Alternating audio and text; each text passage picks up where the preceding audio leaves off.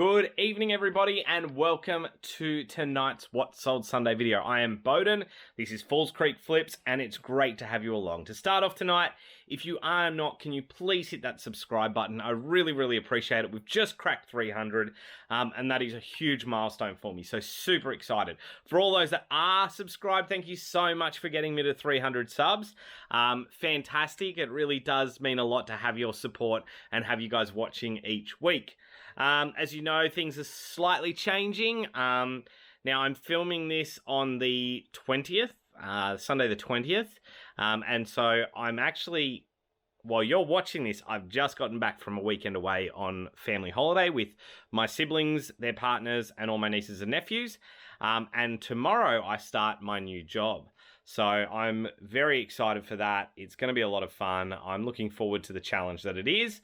But again, it does make a little bit of a change to the channel. You guys are going to get What Sold Sundays. I'm thinking once a fortnight, and I'm going to try and put up something else the other fortnight. That's just to begin with. If I can manage once I settle down into the role to do 2 videos a week, then I will. But we're going to go back to 1 video a week. I would love to keep doing 2, but sadly work and family are going to come first.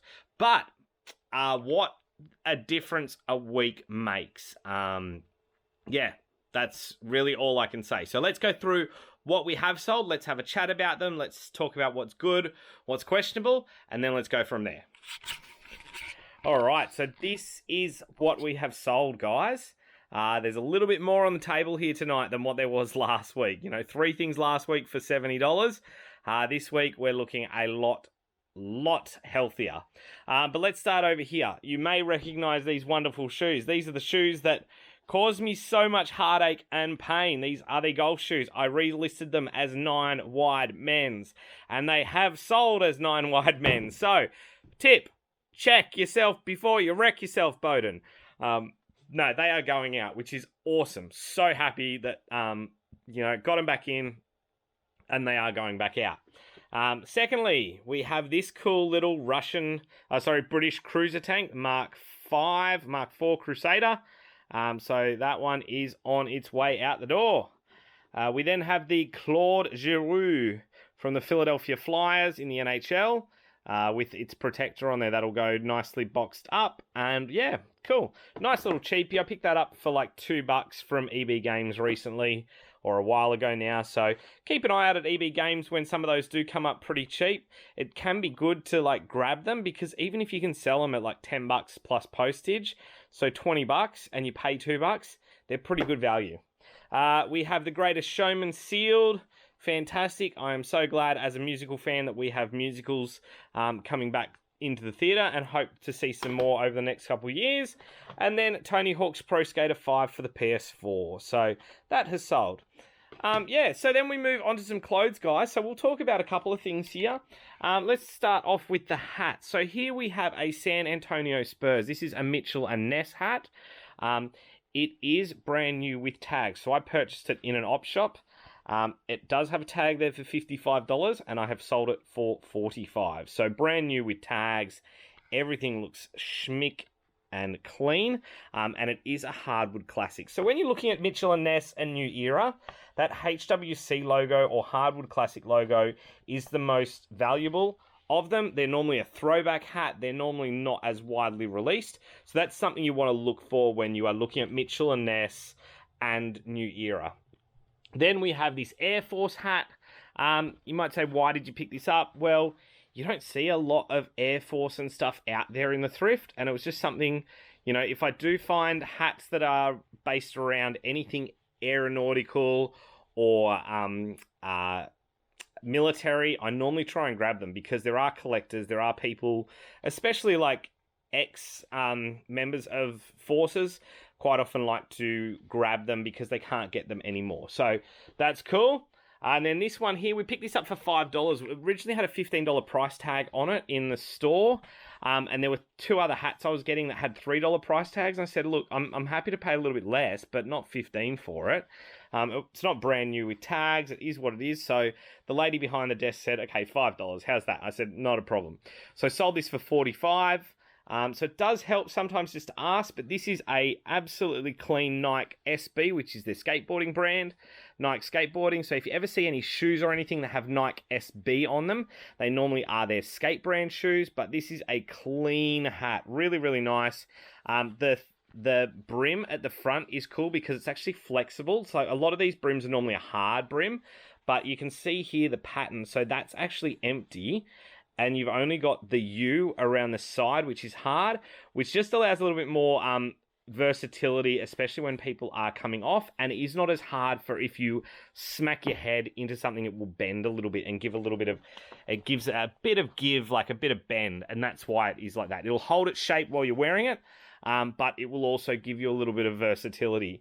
And then the last hat we've got is this vintage James Hardy Parramatta Eels. So this is a 70s/80s hat, based on the tag, which in here you will see this is a Lutz or Lutnega.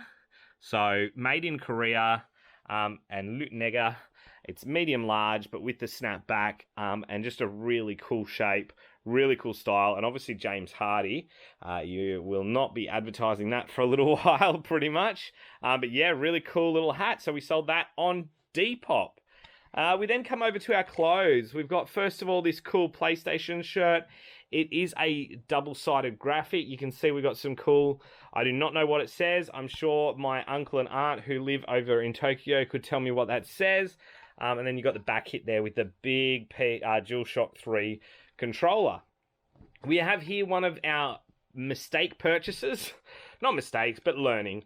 I grabbed this early on. You know, I'd bought Charles Tyrrell shirt, so I knew like the price. So when I saw this for $4, I thought, great, you know, you buy them $50, $60. I'll sell it for $30. It's pretty much taken me a year to sell this. So it's an extra large. It's going out the door, and that's what we're happy about. Now, this is the shirt I really wanted to have a chat about because there are some questionable things about it. So, you know, I love my jerseys. You know, I love my sporting gear. And, you know, this shirt tells me on looking at the external of it, everything is good. I've got a really nice Tottenham Hotspurs patch. It feels really good on the outside. Nice logo. Down here, we've got the authentic with, you know, our shimmer. I've got the Aero Swift there. I've even got the back hit with the player's name, Evander Kane. But the thing that got me questioning was just the inside here. Some of this stitching is a little bit rough, and I do have this little 3XL tag here, rather than on this section here. I just had to take photos of it and show it as it was. So I listed it with all that. Like, I don't have the inside tag doesn't tell me it's Nike. It looks fake, but I've sold it with it displaying that, and hopefully, you know, the person loves it and they go away with it. But it feels really good. It's really lightweight and all that, but there are some questionable things. So hopefully the buyer is happy when they receive it, but I am a little bit concerned about that one. This is really cool. Found this. It's a 3XL North Queensland Cowboys ISC jersey. Yeah, anything that you find new with tags, you know, if you can find a value for it, great, good stuff. And then last but not least, this weekend, or last weekend as you guys are watching it, was the Bahrain Grand Prix. So Formula One is back. All of my Formula One merchandise is getting a lot of interest in it. So I've had 2 shirts sell, this one and another one, which I'm just waiting on payment for.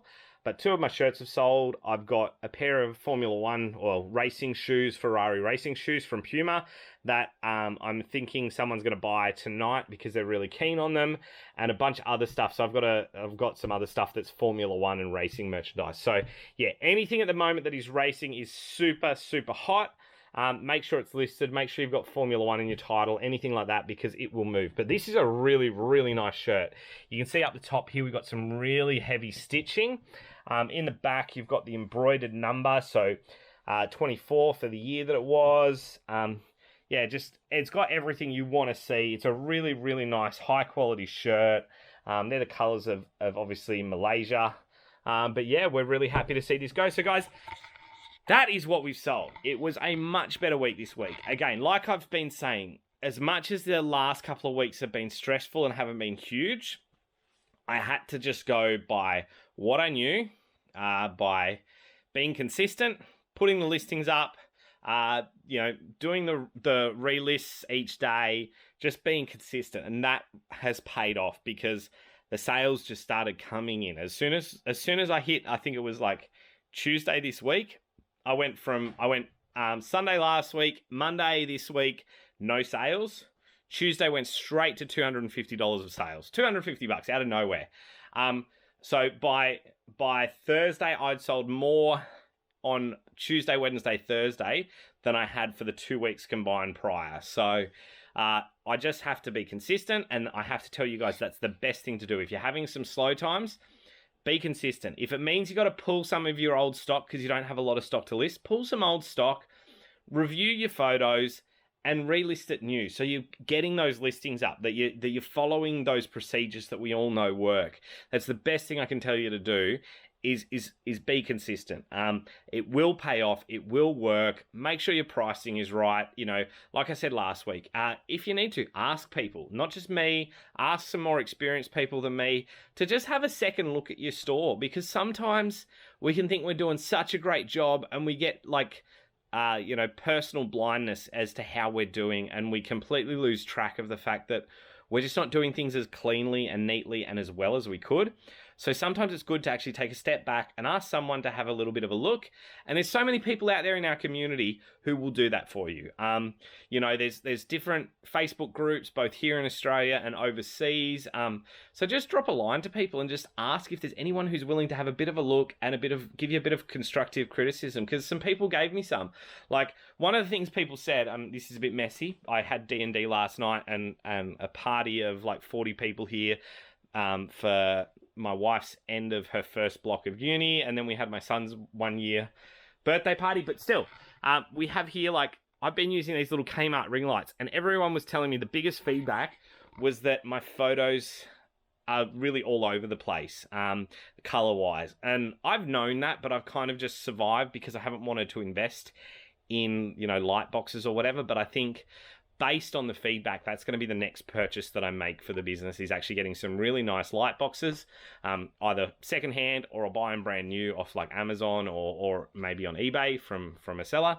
But yeah, it's the biggest thing that I think I got from that, was just getting people to give me that feedback that I needed to improve my photo quality. So guys, I can only thank you all so much for being involved, for giving me feedback, for being part of this journey. I really do appreciate it. I will give you guys a video once I've started the new job, just giving you guys some feedback as to how it's going and how much time and energy I think I'm going to be able to invest in the business, because it may take a bit of a backseat for a little while, but I will still manage consistency, be it 5 listings a day or whatever. I'm going to keep being active because this is important to me. I enjoy it. There's something about it that I want to build and grow, and that's the whole purpose of this channel, is to document my progress, be it forward, backwards, sideways, whatever, towards self-employment. So thank you so much for watching. We'll go into the figures shortly, but as we always say, just keep flipping. Okay guys, so here are the figures for the week, or the Friday through to today. So total sales were $507.93. Cost of goods was $69. 2 items were actual consignment, the rest weren't. So that's a pretty good purchase value. Our fees and freight were $181.59, leaving us with a net return of $257.34. So a really good return. Our ASP was $36.28. So that's a really nice value. It's great to be back up over the week to that sort of value. Yeah, I can't be happier at the moment with how that's gone, with, like I say, that consistency.